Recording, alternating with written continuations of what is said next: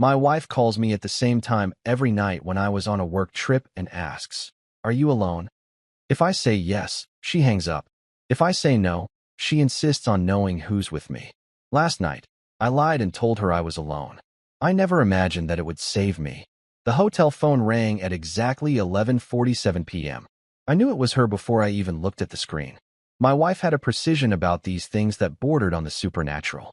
Every night for the past 2 weeks, since I'd arrived in Singapore for this godforsaken audit, the call came at 11:47. Not 11:45, not 11:50.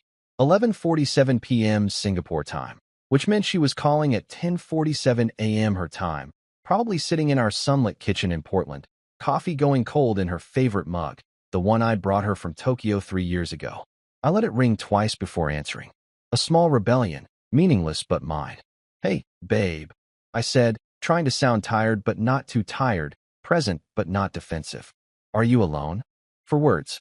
The same 4 words she'd asked every single night since I left. I was sitting on the edge of the hotel bed, tie loosened, shoes kicked off, room service menu open on the nightstand. The Singapore skyline glittered through the floor-to-ceiling windows like a circuit board come to life. I was very much alone. Profoundly alone. The kind of alone that makes you aware of your own breathing. "Yeah," I said. "Just got back from dinner with the team." "What?" Silence. Then the line went dead. I stared at my phone, watching her name disappear from the screen. This was the pattern. This was always the pattern. If I said yes, she hung up. If I said no, she demanded details. Who was I with? Where were we? What were we doing? When would I be back in my room? She'd keep me on the phone for 30 minutes, sometimes an hour, her voice cycling through concern, suspicion, forced lightness, and something that sounded uncomfortably like surveillance. But if I said yes, if I confirmed I was alone, she simply hung up. The first time it happened, I called her back immediately, worried something was wrong. She hadn't answered. When we finally spoke the next morning, she'd been cheerful, asking about my meetings, telling me about her day, acting as if the midnight interrogation had never occurred. "Just wanted to hear your voice," she'd said when I pressed her. "You know how I get when you're away." I didn't know. Rachel had always been anxious about my travel. In our 6 years of marriage, she developed elaborate rituals around my departures and returns. She packed my suitcase herself, making sure I had enough socks, the right chargers, my blood pressure medication, even though I'd told her 100 times I didn't need it. She drove me to the airport 3 hours early, kissed me goodbye at security like I was shipping off to war. She texted throughout my flights, before takeoff, after landing, random check-ins that felt less like affection and more like GPS tracking. "I just love you," she'd say. Is that a crime? It wasn't a crime. It was just intense. But I'd learned to live with intensity. You don't walk away from someone who loves you that much, right? You don't throw away 6 years because your wife cares too much, wants too much, needs too much reassurance that you're still hers. Except lately, it had started to feel less like love and more like something else. Something I didn't have a name for yet. I set the phone down and rubbed my eyes. The jet lag hadn't fully released its grip on me, and tomorrow I had back-to-back meetings starting at 7 a.m. The audit was going poorly, discrepancies in the Singapore office's accounts that no one could explain, missing documentation, evasive answers from the local CFO. My boss had sent me here to clean it up quietly, but every day I stayed, the situation got murkier. The hotel room felt too large, too empty, too expensive. I missed my own bed. I missed normalcy. I even missed Rachel's intensity, though I'd never admit that to her. These late-night calls, strange as they were, had become the only anchor to home I had. I picked up my phone again, thought about calling her back, decided against it. Whatever game we were playing, she'd set the rules. I was just following them. I didn't know then that I was wrong about everything. I didn't know that the question, "Are you alone?" wasn't what I thought it was. And I definitely didn't know that the next time she asked, my answer would save my life. The pattern continued. Night after night, 11:47 p.m., the same question, the same outcome. I said yes, she hung up. It became routine. I even started preparing for it, finishing up emails by 11:30, getting ready for bed by 11:40, phone in hand by 11:45. On the 4th night, I decided to test something. When she asked if I was alone, I said, "Actually, no. James is here. We're going over the quarterly reports." James wasn't there. James was 3 floors down in the hotel bar, drowning his own work stress in overpriced whiskey. But I wanted to see what would happen. Her voice changed immediately. The flatness vanished, replaced by something alert, almost manic. James? Why is James in your room? It's almost midnight. We had a late meeting. He just stopped by to drop off some files. What files? Budget reconciliation stuff. Nothing interesting. Can you send me a photo? I blinked. A photo of what? Of the files. Or of James. I want to see. Rachel, that's weird. Why would I? Please, David. I'm not accusing you of anything. I just want to feel included. You're so far away and I miss you, and I just want to see what your world looks like over there. Her voice had taken on that pleading quality I hated, the one that made me feel like a villain for having boundaries. I sighed and took a photo of the desk with my laptop open, scattered papers, room service tray. Sent, I said. Where's James? He just left. Convenient. Jesus, Rachel. I'm sorry. I'm just anxious, you know that. I'll let you go. Get some sleep. She hung up before I could respond. I stared at the photo I'd sent her, wondering what she saw in it. Evidence of fidelity? Proof of deception? Or just a lonely hotel room that looked exactly like what it was? The next night, I told the truth. I was alone. She hung up. The pattern resumed. By the second week, I'd stopped questioning it. Human beings are remarkably adaptable creatures. You can get used to anything if it happens often enough. The nightly calls became white noise, a strange ritual that marked the boundary between work David and sleep David.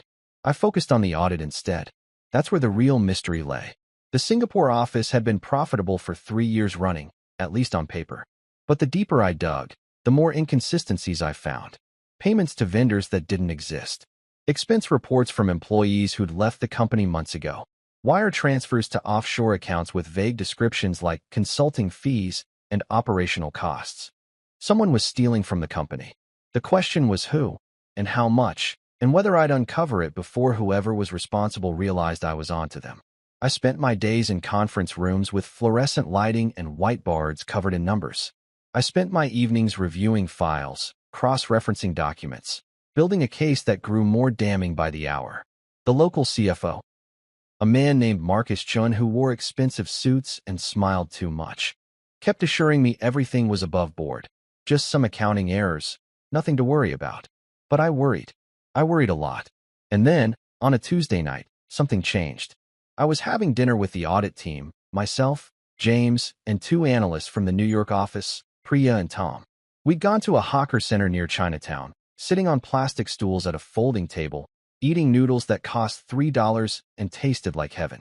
James was talking about his divorce, how his ex-wife had taken everything except his collection of vintage watches. Priya was laughing, telling him he'd gotten off easy. Tom was quiet, scrolling through his phone, probably texting someone back home. I was thinking about Rachel. Our marriage had been good once. Really good. We'd met at a mutual friend's wedding, cliché but true. She'd been sitting alone at the bar, looking bored in a blue dress that made her eyes look impossible. I'd made a joke about the DJ's song choices. She'd laughed. We'd talked until 2 a.m., long after everyone else had left. She worked in marketing for a tech startup. I was a corporate auditor, which she found hilariously boring until I explained that I was basically a detective who solved crimes with spreadsheets. That intrigued her. She liked puzzles. She liked mysteries. So you figure out when people are lying? She'd asked. Pretty much. How? Numbers don't lie. People do. You just have to find the contradiction. She'd looked at me with this intensity that should have been a warning, but felt like attraction.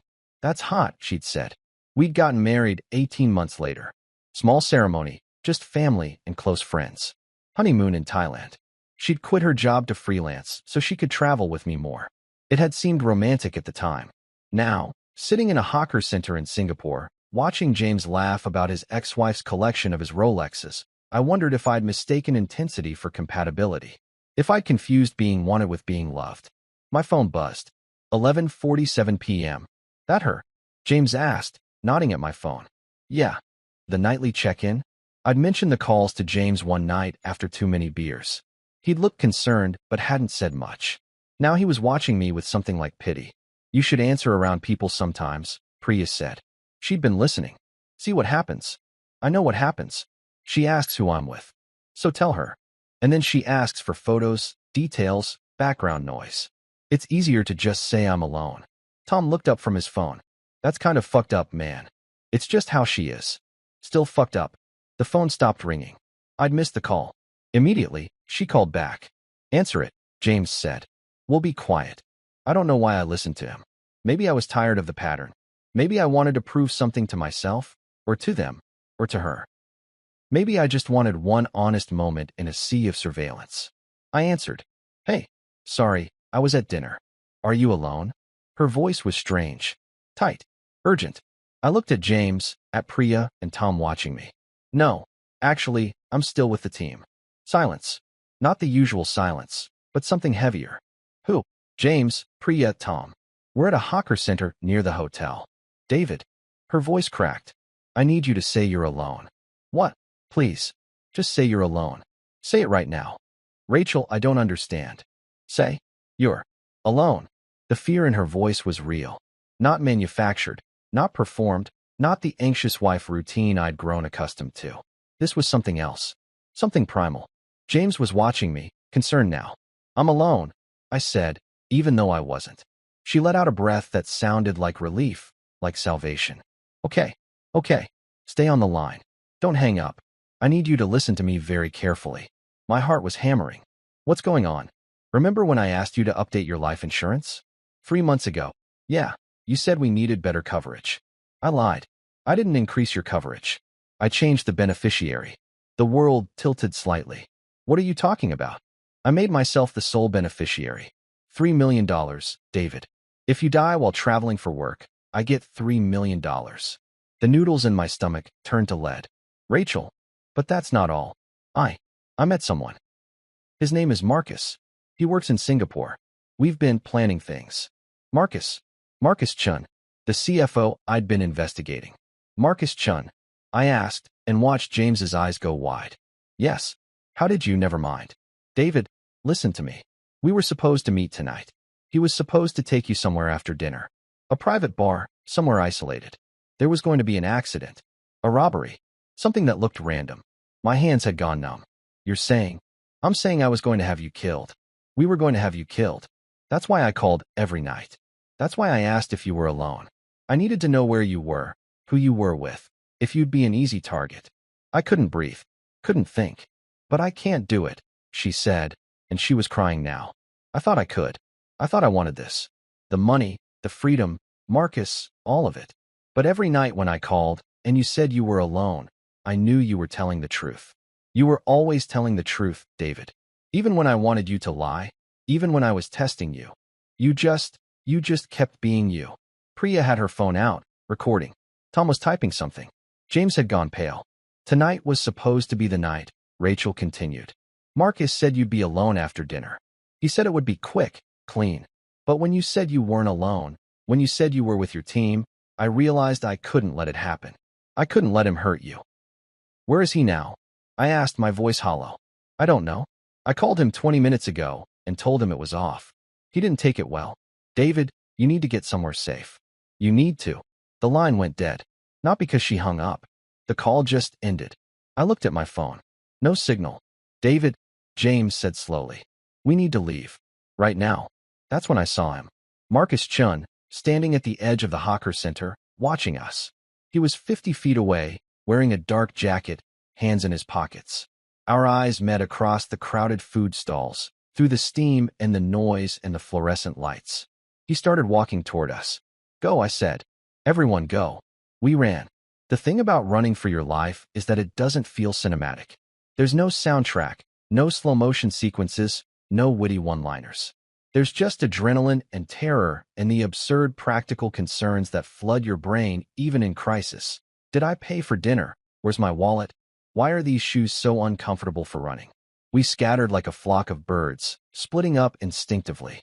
I went left, toward the main road, weaving between food stalls and clusters of late-night diners. I could hear footsteps behind me, but didn't look back. Looking back meant slowing down, and slowing down meant whatever Marcus had planned for me might actually happen. I burst onto the main street and flagged down the first taxi I saw, practically throwing myself into the back seat. Marina Bay Sands, I gasped. Fast. The driver, an elderly man who'd probably seen worse, simply nodded and pulled into traffic. I looked back through the rear window. Marcus was standing on the sidewalk, watching the taxi drive away. He wasn't running. He wasn't even moving. He just stood there, hands still in his pockets, face expressionless. That scared me more than pursuit would have. My phone had signal again. It buzzed immediately, messages from James, from Priya, from Tom. Everyone had made it out. Everyone was safe, at least for now. And then, a message from an unknown number. We need to talk. Rachel. I called the number. She answered on the first ring. Are you safe? She asked. I'm in a taxi. What the fuck is happening? I know you have questions. Questions? Rachel, you just told me you were planning to have me murdered. I know. And I'm sorry. God, David, I'm so sorry. Sorry doesn't really cut it here. I understand that. But please, just listen. You're in danger. Real danger. And the only way you survive this is if you understand everything. The taxi driver glanced at me in the rearview mirror. I lowered my voice. Then explain. Start from the beginning. She took a breath. When she spoke again, her voice was steadier, like she'd been rehearsing this. I met Marcus 8 months ago. At that conference in San Francisco, remember? You were supposed to go, but you got sick, so I went instead to network for my business. I did remember. She'd come back energized, full of ideas, talking about potential clients she'd met. He was charming, successful. He paid attention to me in a way you hadn't in a long time. We started messaging, then calling, then more. You had an affair. Yes, I had an affair. No defensiveness, just flat acknowledgement. It was stupid and selfish and wrong. But it felt good, David. It felt like being seen again. And the murder plot? When did that start feeling good? It wasn't like that. At first, it was just fantasy. We joke about it. Wouldn't it be easier if we could just be together, if we didn't have to sneak around, if there was money to start over somewhere new? It was like a game. A game. I know how that sounds. But then Marcus started talking seriously. He knew you were coming to Singapore for the audit. He knew you'd be alone, vulnerable, far from home. He said he could make it happen. Make it look like a random crime. No one would ever suspect. And you agreed. She faltered. I didn't say no. I wanted to say no. But every time I tried, he'd talk about our future, about the life we could have, about how you'd never let me go, never give me a divorce without making it ugly. He made it sound so logical, so inevitable. Jesus Christ, Rachel. But then I had to implement it. I had to be part of it. Marcus needed information, your schedule, your location, when you were vulnerable. That's what the calls were for. I was supposed to report back to him every night. Tell him where you were, who you were with, when you'd be alone. And every time I said I was alone, you knew I was an easy target. Yes. The taxi was approaching Marina Bay Sands, the 3 towers rising like monoliths against the night sky. So what changed? I asked. Why did you stop it? Because you never lied to me, she said simply. Not once in 2 weeks, David. Every night I called, you told me the truth. Even when it would have been easier to lie, even when you had no idea what I was planning, you were just you. Honest. Straightforward. Exactly who you've always been. That's not exactly a reason to not murder someone. No, but it was a reminder of who I was trying to kill. You're not a bad person, David. Our marriage might be broken, but you didn't break it. I did. And I couldn't live with myself if I let Marcus hurt you for my mistakes. The taxi pulled up to the hotel. I paid and got out, phone still pressed to my ear. Where are you? I asked. Home. Portland. But David, you need to listen carefully. Marcus isn't going to just let this go. He's embezzled millions from your company. He was counting on your death looking like a random crime, so the audit would stall out, get reassigned to someone else who wouldn't look as closely. But now that you're alive and you know everything, he's exposed. He's desperate. What are you saying? I'm saying he's going to try anyway. Tonight, tomorrow, I don't know when. But he will try to kill you, David. You're the only thing standing between him and prison. I was standing in the gleaming lobby of one of the most expensive hotels in Singapore, surrounded by tourists and business people and the ambient sounds of luxury, and I'd never felt more exposed. What do? You gather evidence. You prove what he's been doing, and you make sure everyone knows. The police, your company, everyone. Make yourself too visible to kill. You've given this a lot of thought. I've had time to think. Why are you helping me? You could just disappear. Let Marcus deal with me. Pretend you never called. Silence. Then, because I owe you the truth. Maybe it's too late. Maybe it doesn't matter, but I owe you at least that much. And because... Her voice cracked. Because I loved you once, David. Really loved you. Before everything got twisted and wrong. And that version of me, the one who married you, she would never forgive me if I let this happen. I closed my eyes. Felt the enormity of it all crash over me like a wave. I need to go, I said. David, I need to think. I need to figure out my next move. And I can't do that while talking to you. I understand. But David, be careful. And don't trust anyone in that office. Marcus has connections. He's been planning this for months. The line went dead again. But this time I was the one who ended it. I didn't go to my room. Instead, I went to the hotel business center, a small room on the 5th floor with computers and printers, and enough security cameras that I felt marginally safer. I logged into my company email and started downloading everything. Every file related to the Singapore audit, every email exchange with Marcus, every spreadsheet and invoice and wire transfer record.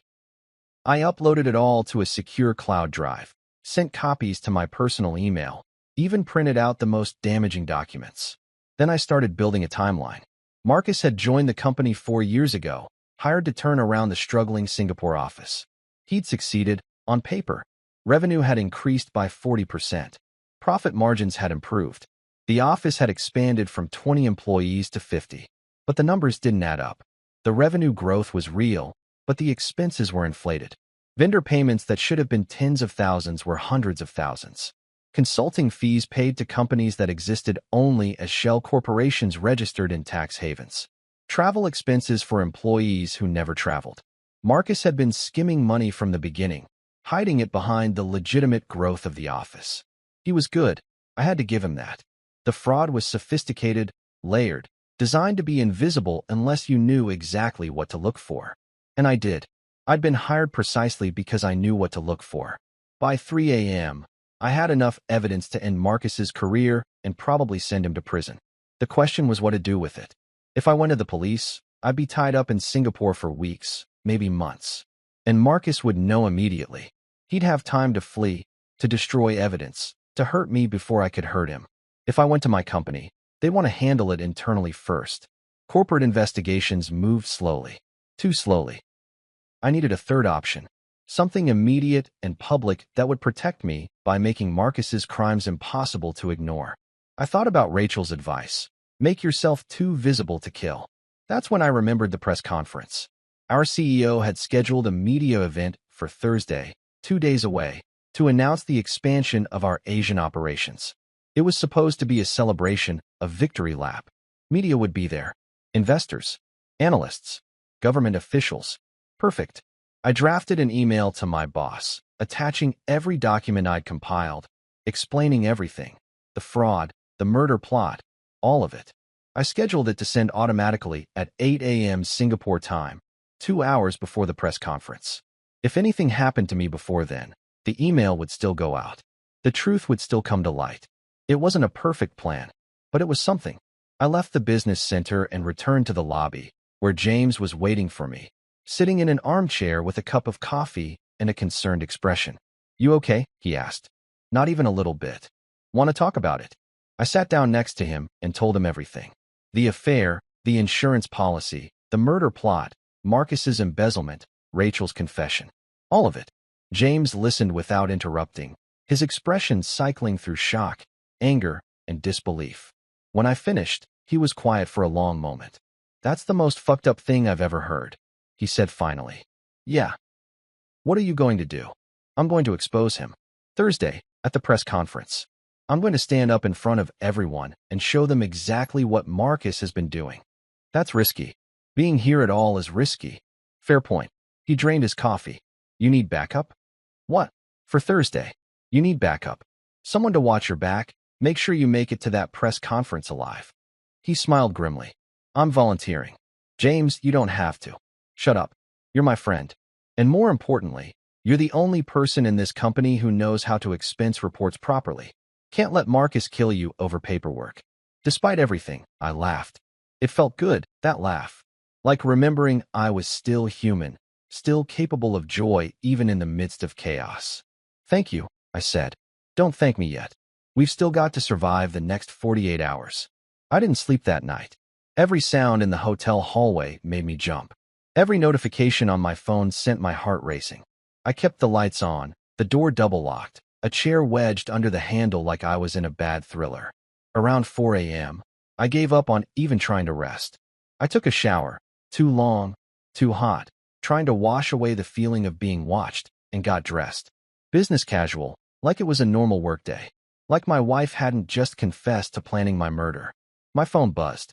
James, you up? Yeah. Coffee. Desperately. We met in the hotel restaurant at 5 a.m., both of us looking like we'd been through a war.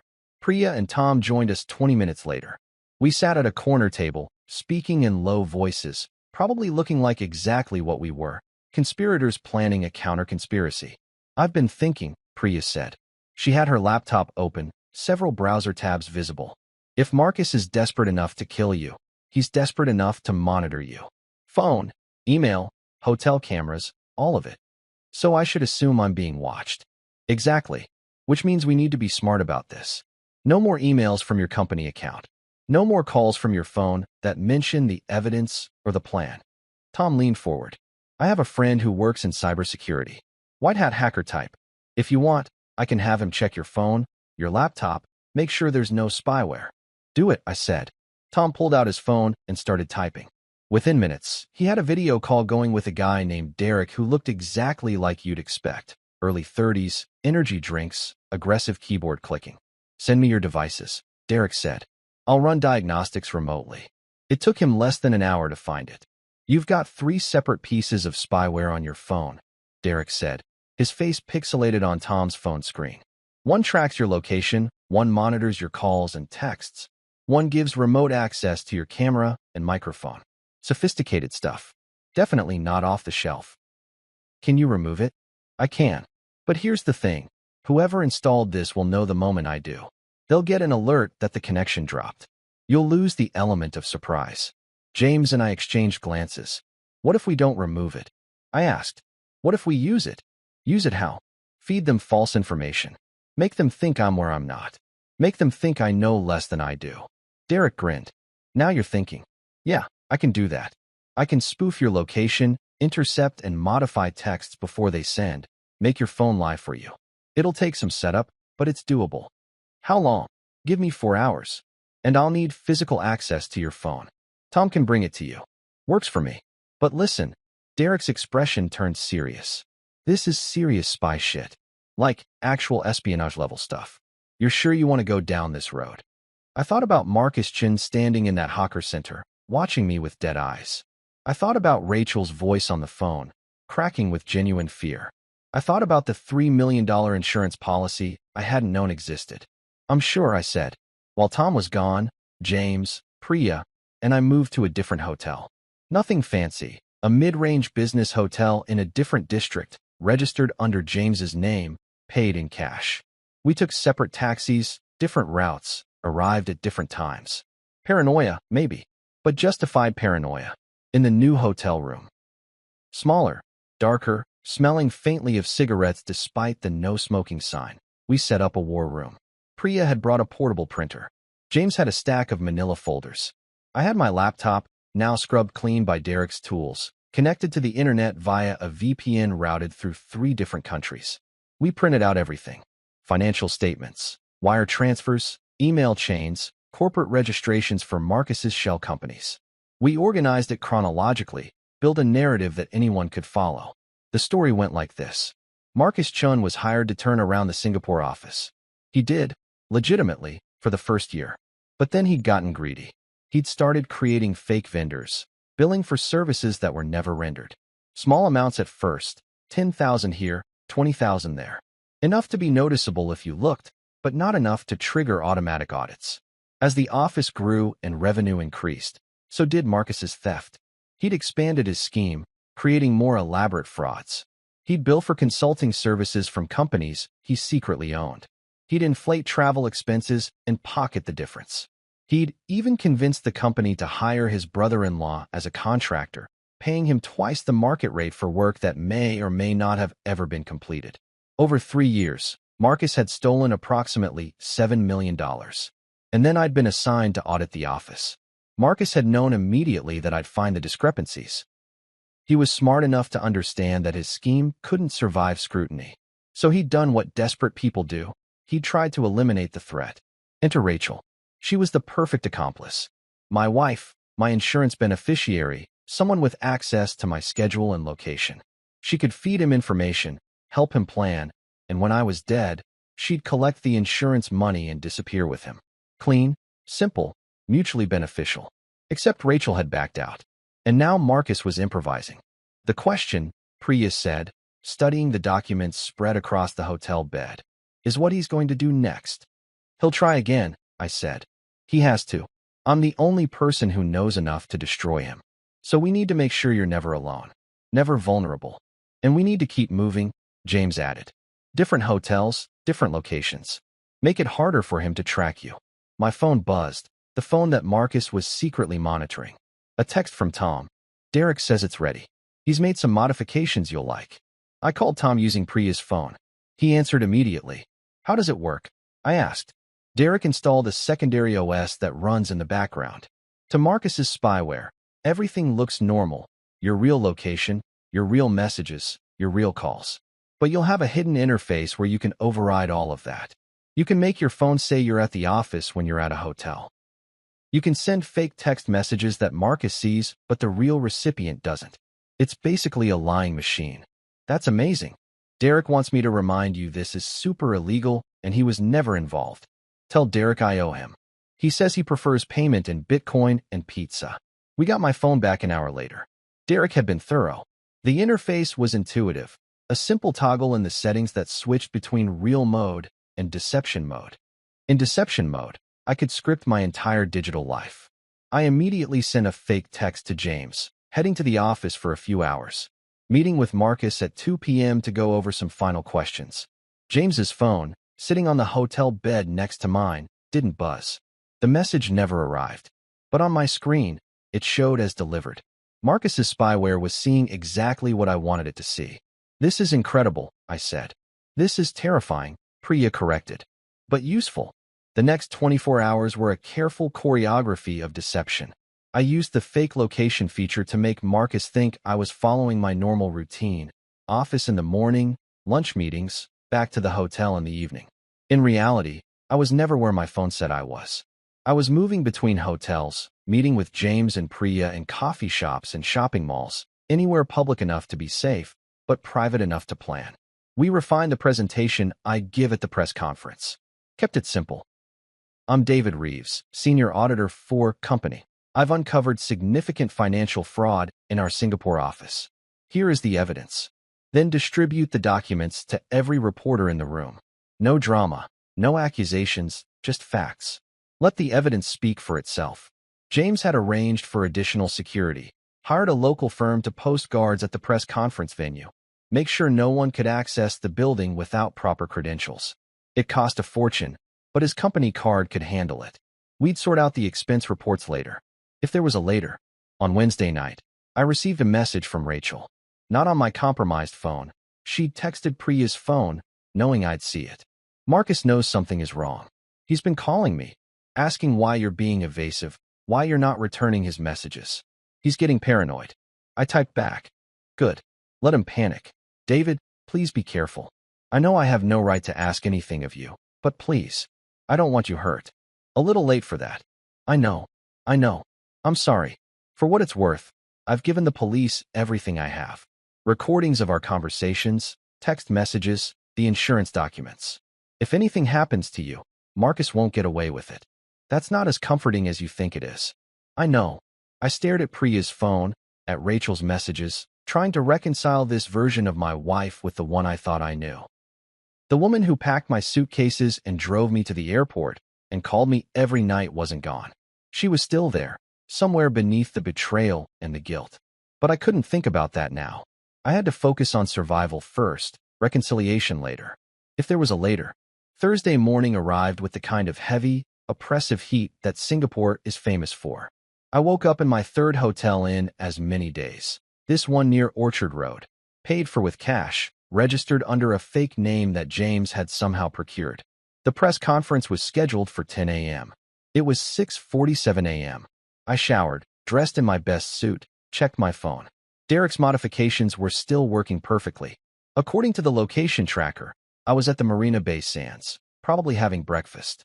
In reality, I was 4 miles away, eating instant noodles from a cup because I was too anxious to go to a restaurant. James knocked on the door at 7:15. Ready? No. Good answer. Let's go anyway. We took separate taxis to the venue, a hotel conference center near the financial district. Priya and Tom were already there, along with the security team James had hired. 6 guys in dark suits, earpieces, the whole cinematic package. Is this overkill? I asked James. You're about to publicly accuse a man who tried to have you killed of embezzling $7 million. There's no such thing as overkill. Fair point. The conference room was filling up. Media, investors, company executives. I recognized our CEO, a silver-haired man named Gerald who'd always seemed more interested in golf than operations. He was talking to the head of PR, both of them looking pleased with themselves, oblivious to the bomb I was about to drop. My phone buzzed, the real phone, not the fake signals the spyware was seeing. A message from Marcus. Where are you? We need to talk before the conference starts. I ignored it. Another buzz. David, this is important. Meet me in the parking garage. 5 minutes. Then, I know you've been avoiding me. I know you found something. Let's talk this through. We can work something out. I showed the messages to James. He's desperate, James said. He's dangerous. That too. At 9:45, Gerald took the stage for what he thought was going to be a triumphant announcement about expansion. I was standing in the back, documents in hand, security flanking me on both sides. This was it. No turning back. Gerald was in the middle of his opening remarks, thanking everyone for coming, praising the success of the Singapore office, when I stepped forward. Excuse me, I said loudly enough to be heard over the microphone. I need to interrupt. Gerald stopped mid-sentence, confused. The room went quiet. I walked toward the stage, security following. Every eye in the room was on me. My name is David Reeves. I'm a senior auditor for this company, and I need to tell you something important. Gerald was staring at me like I'd grown a second head. David, what are you? For the past 2 weeks, I've been conducting an audit of our Singapore office, I said, speaking directly to the cameras now. What I've found is systematic financial fraud spanning 3 years. Approximately $7 million has been embezzled through fake vendor payments, inflated expenses, and shell corporations. The room erupted. Reporters shouting questions, executives conferring frantically, cameras swiveling to capture my face. Furthermore, I continued, raising my voice. The person responsible for this fraud, Marcus Chun, CFO of our Singapore office, attempted to have me killed to prevent this information from coming to light. More chaos. Gerald was trying to get control of the situation, but I wasn't done. I have documentation of everything. Financial records, wire transfers, corporate registrations. I'm distributing copies to the media now, and I've already filed a report with the Singapore Police Force and the U.S. Securities and Exchange Commission. I nodded to Priya and Tom, who began handing out folders to the reporters. Every folder contained the same thing, a complete dossier of Marcus's crimes, organized and annotated. Where is Marcus Chun? A reporter shouted. Good question. I scanned the room. He wasn't there. I don't know, I said honestly. But I imagine he'll be in police custody shortly. That's when the fire alarm went off. Not an accident. Not a drill. A deliberate distraction. The sprinklers activated, raining water down on the conference room. People screamed, ran for the exits. In seconds, the organized press conference dissolved into pandemonium. Move, James shouted, grabbing my arm. We pushed through the crowd toward the emergency exit, security trying to maintain a perimeter around us. I knew what this was. Marcus's last desperate play. Create chaos, isolate me, finish what he'd started. This wasn't just about embezzlement. It wasn't just about a desperate man trying to cover his tracks. There was something bigger, something darker, and I just scratched the surface. The police interrogation lasted 6 hours. They separated us, me, James, Priya, Tom, the security team. Put us in different rooms, asked the same questions over and over. What happened? Why were we there? What did Marcus say? Did I provoke him? Did I know he was armed? Why didn't I report his threats earlier? I told them everything. The audit, the embezzlement, the murder plot, Rachel's confession, the press conference. I showed them the documents, the fake location software on my phone, the text messages from Marcus. They listened, took notes, exchanged glances that suggested they thought I was either lying or insane. But they couldn't argue with the evidence. And they definitely couldn't argue with the media coverage. By noon, every news outlet in Singapore was running the story. American auditor exposes massive fraud. CFO suicide at press conference. Murder plot unraveled. I became famous for all the wrong reasons. They released me at 7 p.m. with instructions not to leave Singapore until the investigation was complete. James picked me up from the police station, drove me back to yet another hotel, this one chosen by the police, under their protection. "You okay?" he asked. "I watched a man kill himself today. I know.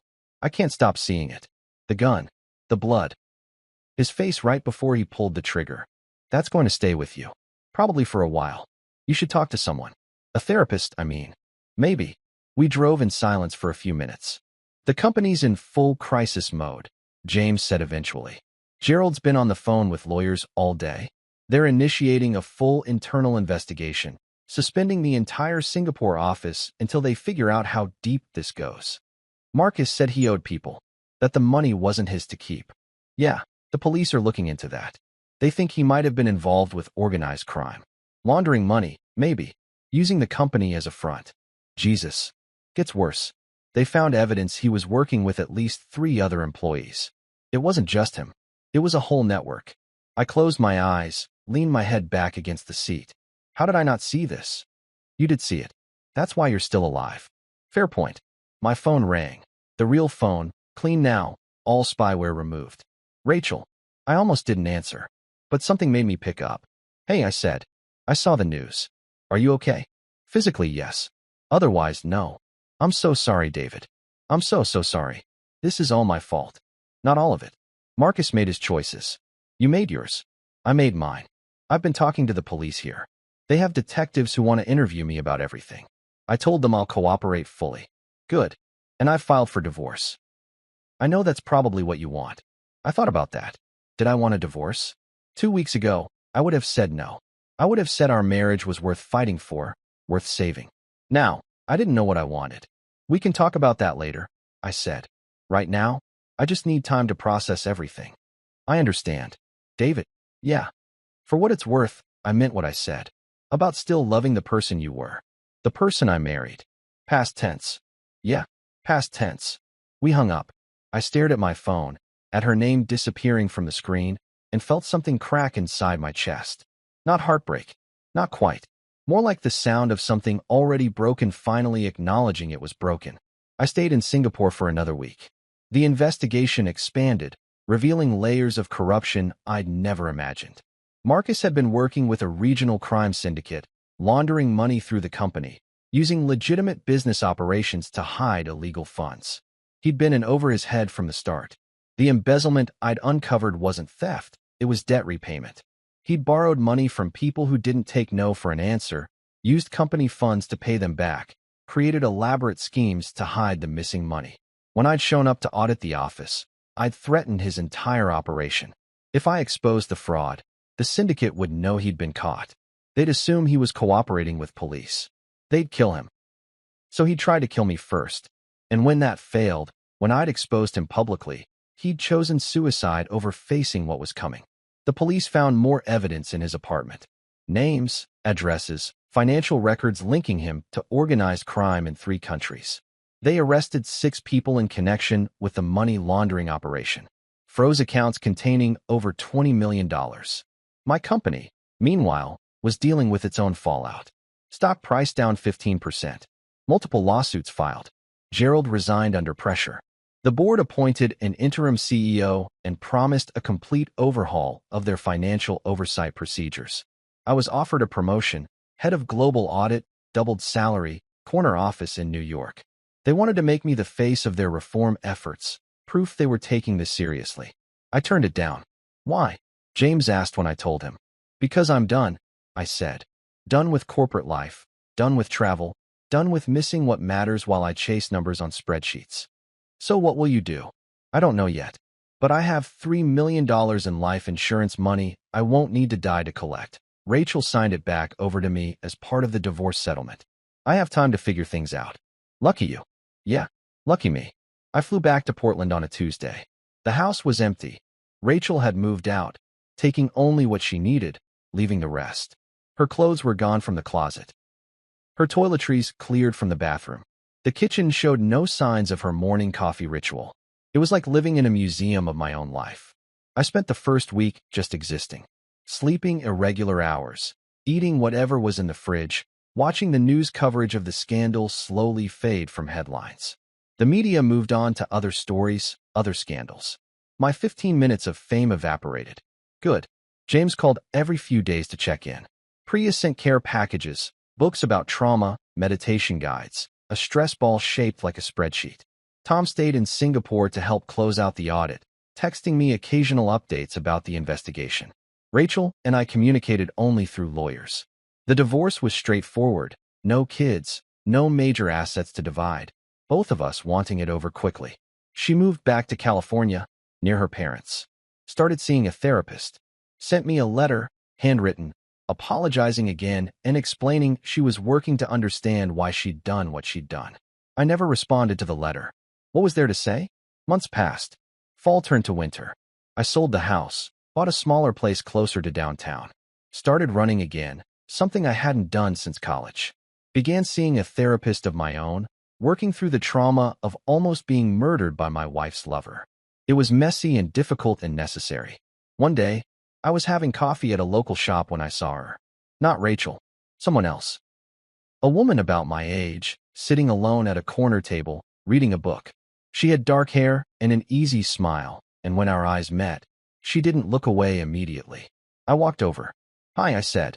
Is this seat taken? No, she said. Feel free. I'm David. Melissa. We talked for an hour. About books, about Portland, about nothing important. When I left, I had her number and plans to meet for dinner the following week. It wasn't love. It wasn't even attraction, not quite. It was just possibility. The recognition that life continued, that I could still connect with people, that not everyone wanted to kill me for insurance money. Progress. The dinner with Melissa became a second dinner, then a third. We dated casually, both of us gun-shy about commitment, both carrying baggage from previous relationships. My ex-husband had an affair with his assistant. She told me over Thai food. Very original. My ex-wife tried to have me killed so she could collect my life insurance and run away with her lover. Melissa paused, noodles halfway to her mouth. You win. We laughed. It felt good, laughing about trauma, like taking the power away from it. 6 months after returning from Singapore, I received a call from a detective in Singapore. Mr. Reeves? This is Detective Tan. I worked on the Marcus Chin case. I remember. Is everything okay? We've made some additional discoveries I thought you should know about. Are you available to talk? I set down my coffee. I'm listening. We've been investigating the organized crime connection to Marcus Chin's activities. During that investigation, we recovered his phone records, including deleted messages. And we found extensive communication between Marcus and your ex-wife, dating back over a year. Much earlier than she told you. My stomach dropped. How much earlier? 14 months, Mr. Reeves. Long before the conference where she claimed to have met him. According to the messages, they'd been planning this for over a year. The affair, the insurance policy, the murder plot, all of it was premeditated. She lied. She lied about many things. Marcus's messages suggest she was the one who initiated the plan. She approached him, not the other way around. She researched how to increase your insurance policy without raising suspicion. She suggested Singapore as the ideal location because of your upcoming audit. I couldn't breathe. Couldn't think. There's more. Detective Tan continued gently. We found evidence that she'd been researching methods of murder for months. Pills that could induce heart attacks. Ways to stage accidents. She was meticulous, Mr. Reeves. This wasn't a spur-of-the-moment decision or a relationship that spiraled out of control. This was calculated. Then why did she stop it? Why did she call me that night and warn me? We believe Marcus got cold feet. The night before the planned murder, he sent her a series of messages expressing doubt. He was worried about getting caught, about the consequences. She tried to talk him back into it, but he was wavering. That's likely why she called you. Not out of genuine remorse, but because she knew Marcus might not go through with it, and she needed to preserve deniability. She was protecting herself. Yes, by confessing to you, by appearing to have a crisis of conscience, she ensured that if the plan failed, she could claim she'd tried to stop it. She positioned herself as a victim of manipulation rather than the architect of the crime. I closed my eyes, felt the ground shifting beneath me all over again. Why are you telling me this now? Because we're building a case against her. The evidence is compelling. We believe we can charge her with conspiracy to commit murder, insurance fraud, and several other crimes. But we wanted to inform you first, given your involvement. Will she go to prison? If we can extradite her from the United States, and if the case holds up, yes. Likely for a significant time. After Detective Tan hung up, I sat in silence for a long time. Everything I'd believed about that night, the redemptive phone call, the last-minute change of heart, the wife who couldn't quite commit to killing me, was a lie. Rachel hadn't saved me out of love or conscience. She'd saved herself. The woman I'd married, the woman I'd spent 6 years with, had spent over a year planning my death. And I'd never suspected a thing. I called Melissa that evening, told her I needed to cancel our plans. Everything okay? She asked. Not really. I just got some difficult news about my ex. I need some time to process. Want company? I'm good at sitting quietly while people process. I smiled despite myself. Yeah, actually, that would be nice. She came over with takeout and wine. We sat on my couch and I told her everything. The new evidence, the extent of Rachel's planning, the realization that I'd been living with someone who wanted me dead for over a year. That's horrifying, Melissa said. Yeah. How are you feeling? I don't know. Angry. Betrayed. Stupid for not seeing it. You're not stupid. Trusting someone you love isn't stupid. Even when they're planning to murder you. Especially then. The alternative is living in constant suspicion. That's no way to exist. She was right, of course. But it didn't make it easier. We talked until 2 a.m., drinking wine, picking at cold pad thai, slowly processing the layers of deception. Melissa shared stories from her own divorce. Not murder, but still betrayal. Still the dissolution of trust. Do you ever think you'll trust anyone again? I asked. I trust you, she said simply. You barely know me. I know enough. I know you're honest. I know you show up when you say you will. I know you order the same coffee every time because you like what you like and you're not ashamed of that. Trust doesn't have to be perfect, David. It just has to be earned, little by little. I kissed her then, not because it was romantic or perfectly timed, but because she'd given me something I desperately needed. Hope that I wasn't permanently broken. Part 8. The trial. Rachel's extradition took 8 months. Her lawyers fought it, arguing that the evidence was circumstantial, that Singapore didn't have jurisdiction, that she was being persecuted for a crime she'd tried to prevent. But the prosecutors were relentless. They had the messages, the insurance documents, the research history on her computer. They had her.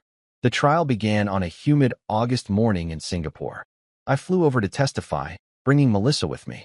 James met us at the airport, looking older somehow, grayer. You ready for this? He asked. No, but I'm here anyway. The courtroom was smaller than I expected, packed with reporters and legal observers. Rachel sat at the defense table, wearing a conservative dress, hair pulled back, looking nothing like the woman I'd married. She was thinner, paler, hollowed out by the weight of what she'd done. Our eyes met once. She looked away first. The prosecution built their case methodically. They showed the timeline of messages between Rachel and Marcus. They presented the insurance policy paperwork, with Rachel's signature and the increased benefit amount. They showed browser history from Rachel's laptop, searches for undetectable poisons, staged accidents, life insurance investigation process. They called me to the stand. Mr. Reeves, the prosecutor said, did you have any indication that your wife was planning to harm you? No. Did she display any unusual behavior in the months before your trip to Singapore? She was more anxious than usual, more clingy, but I attributed that to normal separation anxiety. When she called you every night and asked if you were alone, what did you think she was doing? I thought she was checking on me, making sure I was safe. I never imagined she was. I couldn't finish the sentence. Take your time, Mr. Reeves. I never imagined she was coordinating with someone to kill me. The defense tried to paint Rachel as a victim, manipulated by Marcus, coerced into the plan, ultimately trying to stop it. But the evidence was overwhelming. The messages showed her enthusiasm, her planning, her cold calculation of when and how I should die. The insurance needs to pay out quickly, she'd written to Marcus. No suspicion. Has to look random. What about during the audit? Marcus had replied. Stressed auditor has a heart attack. Believable. Too traceable. Needs to be violent. Robbery gone wrong. You said you knew people. I do. But it's expensive. We'll have $3 million. That's enough. Reading those messages in court, hearing them read aloud in flat, official voices, felt like dying slowly. The jury deliberated for 6 hours. Guilty on all counts. Rachel showed no emotion when the verdict was read. She just sat there, staring straight ahead, like she'd already left her body. Sentencing came 2 weeks later. 25 years in prison. She'd be 63 when she got out. If she got out. As they led her away, she looked at me one last time. I thought she might say something, apologize, explain, justify. But she just looked, her face blank, and then she was gone. Melissa and I stayed in Singapore for a week after the trial, trying to decompress. We walked along Marina Bay, visited the gardens by the bay, ate at hawker centers where 2 years ago I'd run for my life. The city felt different now, less threatening, less foreign. Just a place where things had happened. Do you have closure? Melissa asked as we watched the sunset from a rooftop bar. I don't think closure is real, I said. I think you just learn to carry what happened and keep moving. That's bleak. That's realistic. She smiled. Fair enough. We flew back to Portland the next day. James stayed in Singapore. He'd been promoted to managing director of the office, tasked with rebuilding after the scandal.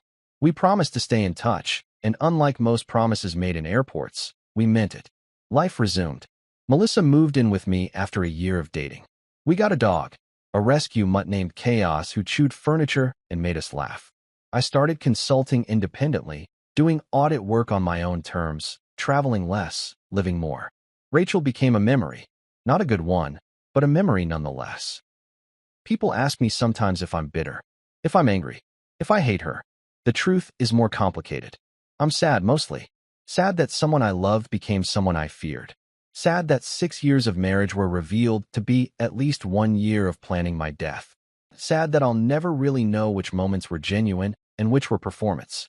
But I'm also grateful. Grateful that I'm alive. Grateful that I found love again, different love, steadier love. Grateful that I learned the difference between intensity and intimacy. And grateful that when Rachel asked me that final question, "Are you alone?" I lied. Because that lie saved my life. 3 years after the trial, my phone rang at 11:47 p.m. I was at home, Melissa asleep beside me, Chaos snoring at the foot of the bed. I almost didn't answer. It was an unknown number, probably spam. But something made me pick up. Hello. David. It's Rachel. My blood went cold. How did you? I get one phone call a month. I've been saving them. Thought you should know some things. I don't want to talk to you. Please. 5 minutes. Then you can hang up and I'll never bother you again. Against my better judgment, I got out of bed, went to the living room, closed the door. Fine. 5 minutes. Thank you. She took a breath. I know you probably hate me. You should. What I did was unforgivable. But I need you to understand something. What? I was sick. I'm sick. I've been diagnosed with something called obsessive love disorder. It's a real thing. A mental illness where love becomes obsession, becomes possession. I didn't know. I thought I just loved you intensely. But it was pathological. That doesn't excuse. I'm not making excuses. I'm trying to explain. When you started traveling more, when your work took you away, I couldn't handle it. The obsession twisted into something darker. If I couldn't have you, nobody could. It sounds insane because it is insane. I was genuinely insane, David. Are you expecting sympathy? No. I'm expecting you to know the truth. The woman you married, the woman you fell in love with, she was real. But she was sick. And the sickness won. Silence. I've been in therapy every day for 3 years, she continued. Medication, group sessions, cognitive behavioral therapy. I'm better now. Not healed. I'll never be healed, but better. I understand what I did. I carry it every day. Good. I called because I wanted you to know that when I asked if you were alone, part of me was hoping you'd say no. Part of me wanted the plan to fail. I was fighting myself every single night, David. And when you finally said you weren't alone, When you gave me an excuse to stop it, I felt relief. Real relief. Detective Tan said. Detective Tan told you what the evidence showed. And he was right. But evidence doesn't capture everything. It doesn't capture the war I was fighting with myself. It doesn't capture the love that was still there, buried under the sickness. I wanted to hang up. I wanted to tell her to never contact me again. But I found myself asking, do you regret it? Every second of every day? I ruined your life. I killed a man. Essentially, Marcus died because of me. I destroyed everything I ever cared about. Regret doesn't even begin to cover it. Then why did you do it? Because I was sick. And because I loved you so much it became hate. And because I didn't know how to exist without you at the center of everything. She was crying now. I could hear it in her voice. I'm not asking for forgiveness, she said. I don't deserve forgiveness. I'm just asking you to remember that I was real once. That we were real. Before the sickness took over. I don't know how to do that, I said honestly. I know. I wouldn't know either. But maybe someday, you'll be able to remember the good parts without feeling the bad parts. That's all I can hope for. I need to go. Okay, David. Yeah. I'm glad you lied. That night, when you said you weren't alone. I'm glad. I'm glad you're alive. I'm glad you're happy. I mean that. The line went dead. I sat in the dark living room for a long time, phone in my hand, processing what she'd said. Could mental illness excuse conspiracy to murder? No. Could it explain it? Maybe. Did it matter? I didn't know. Melissa found me there an hour later, still sitting, still thinking. Who was that? She asked gently. Rachel. Oh, she wanted me to know she was sick. That it was mental illness, not just evil. What do you think? I think people are complicated. I think she's probably right that she was sick. I also think she's still responsible for what she did. Both things can be true. Melissa sat beside me, took my hand. Are you okay? Yeah, I think so. It's weird. Hearing her voice again, I didn't feel anger. I felt sad. Sad that she lost herself. Sad that we lost what we had. Just sad. That's called healing. Is it? I think so. Healing isn't forgetting or even forgiving. It's being able to feel what happened without being destroyed by it. I pulled her close, grateful for her wisdom, grateful for her presence, grateful that I'd survived long enough to find someone who understood that life was complicated and messy, and sometimes you just had to sit with the sadness until it passed. A year later, I was on a business trip to Tokyo. Melissa and I were engaged by then, planning a small wedding for the fall. Chaos had learned to stop eating shoes. Life was good, complicated but good. My phone rang at 11:47 p.m. Tokyo time. I smiled, seeing Melissa's name on the screen. Hey babe, I answered. Hey, are you alone? For a moment, just a moment, my heart stopped. Then Melissa laughed. Gotcha. I've been waiting months to make that joke. That's not funny. It's a little funny. It's really not. Okay, fine. But seriously, are you alone?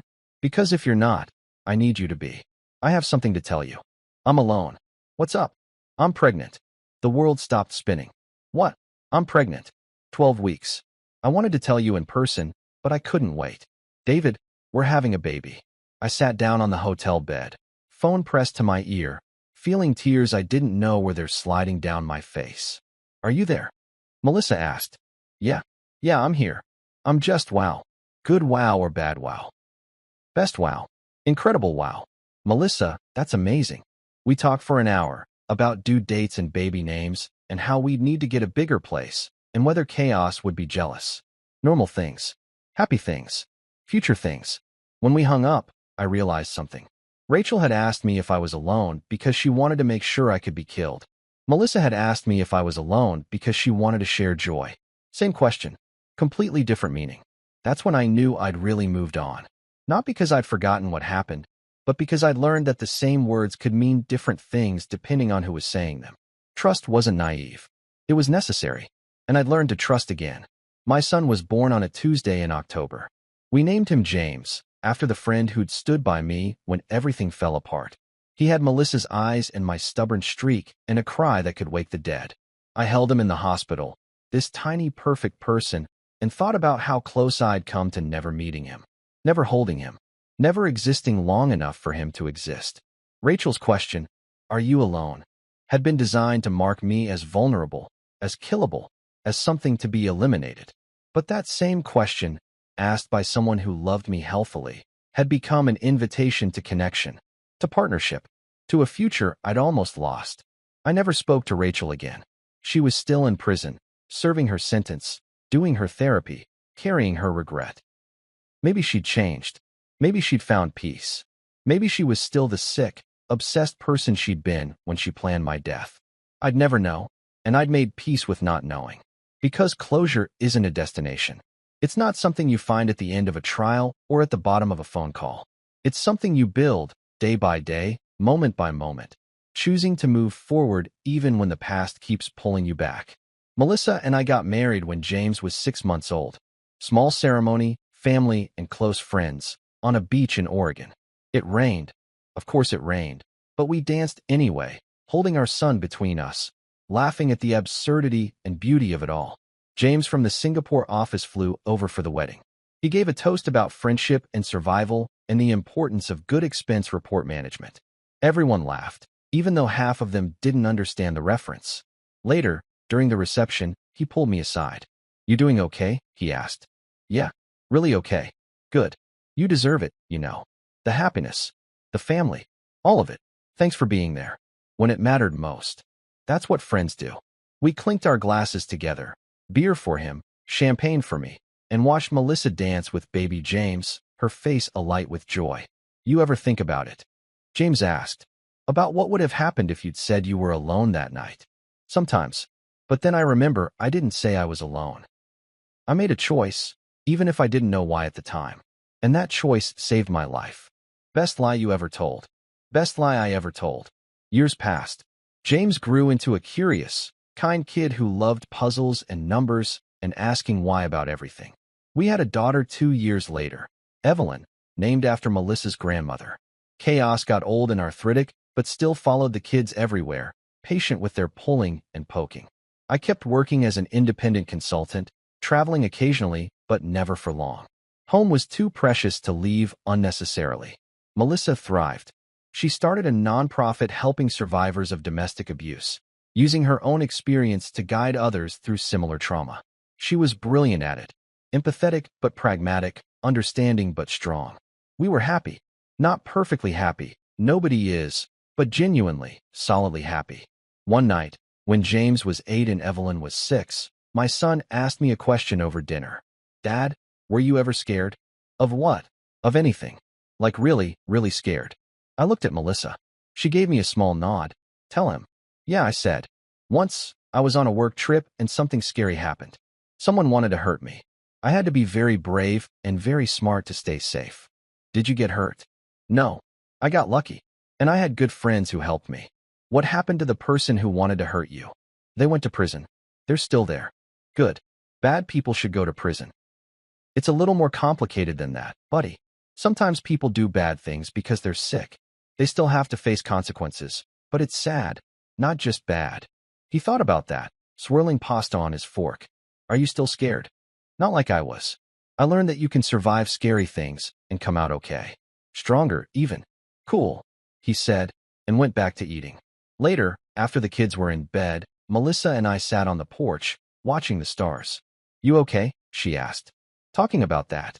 "Yeah. It gets easier every time. Like you said, healing is being able to feel what happened without being destroyed by it. Look at you, getting all wise and therapeutic. I learned from the best." She leaned against me, her head on my shoulder, and we sat in comfortable silence. My phone buzzed. A text from James, the Singapore James, not my son. "Saw your name in the news. That article about corporate fraud prevention. Nice work. Thanks. How's everything there?" "Good. Quiet. Boring. Exactly how I like it." I smiled, typed back a response, set the phone down. "You know what I realized?" I said to Melissa. "What?" "Rachel asked me if I was alone every night, but I never was.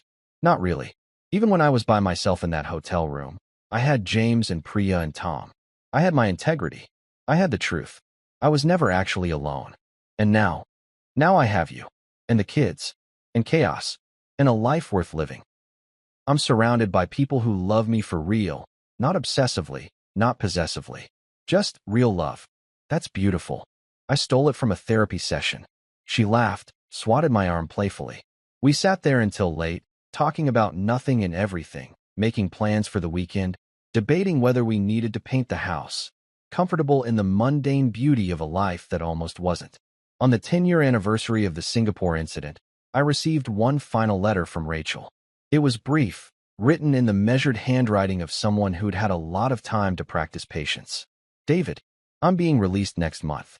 Early release for good behavior and completion of extensive therapy programs. I'm moving to Vermont, far from anyone I've ever known, to start over. I'm not writing to ask for anything. I'm writing to say thank you. Thank you for telling the truth, even when lying would have been easier. Thank you for testifying at my trial, which gave me the consequence I deserved. Thank you for surviving, even though I tried to prevent it. I'm better now. Not cured. I'll never be cured, but better. I understand what I did. I understand what I lost. I carry it every day, as I should. I hope you're happy. I hope you found someone who loves you healthfully. I hope your life is everything it should have been if I hadn't tried to destroy it. I won't contact you again. This is goodbye. I showed the letter to Melissa. How do you feel? She asked. Relieved. Sad. Glad she's getting help. Glad she's staying away. Do you believe her? That she's better? I believe she believes it. Whether it's true. I shrugged. I hope so. For her sake. You're generous. I'm realistic. Holding on to anger wouldn't hurt her. It would only hurt me. See? Wise and therapeutic. Stop making fun of my growth. Never. I took the letter and filed it away in a box with all the other documents from that time. Police reports, court transcripts, newspaper clippings. Evidence of survival. Then I went outside where my kids were playing in the yard, Chaos supervising from his favorite sunny spot. Melissa was gardening, humming something off-key, dirt on her knees. This was my life now. Not the one I'd planned, not the one I'd expected, but the one I'd fought to keep. And it was enough. More than enough. It was everything.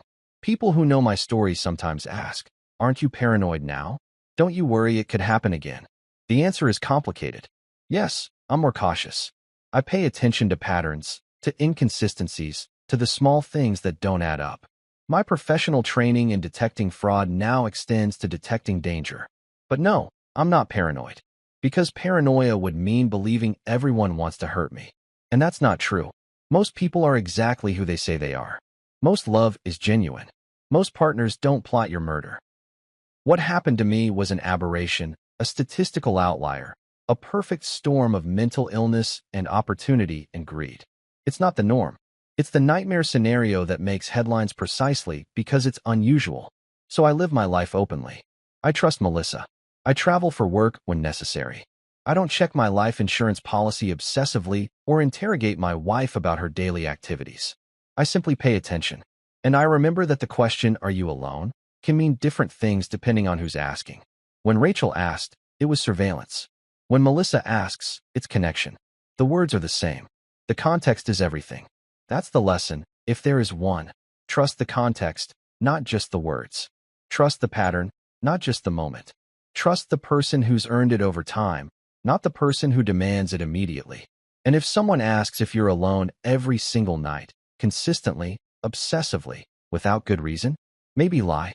Maybe that lie will save your life. I'm writing this from my home office, late at night, while my family sleeps upstairs. The city lights twinkle through the window. Chaos snores at my feet. Tomorrow I have a consultation with a company in Seattle, suspected embezzlement, naturally. I'll drive up in the morning, be home by dinner. Normal life. Beautiful, ordinary life.